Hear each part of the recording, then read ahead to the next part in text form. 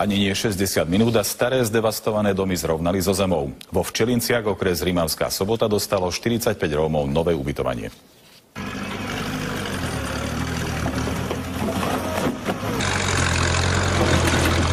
Ešte pred samotným búraním sa bývalí obyvatelia rozlúčili so svojimi domami.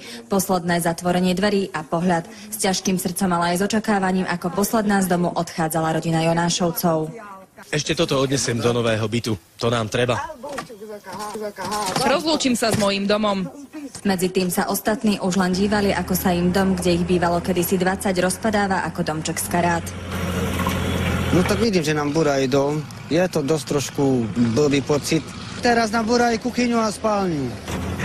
Smutok v zápäti vystriedala radosť. Obyvatelia zbúraných domov dostali nové byty. Najviac sa tešia z kúpeľne a teplej tečúcej vody.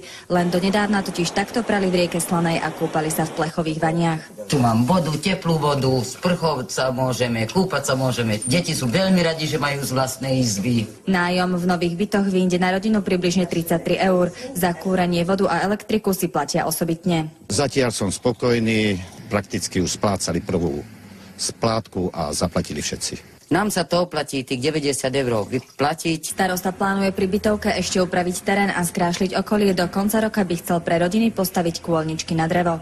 Zo Včeliniec Beata Kováčová, televízia Markíza.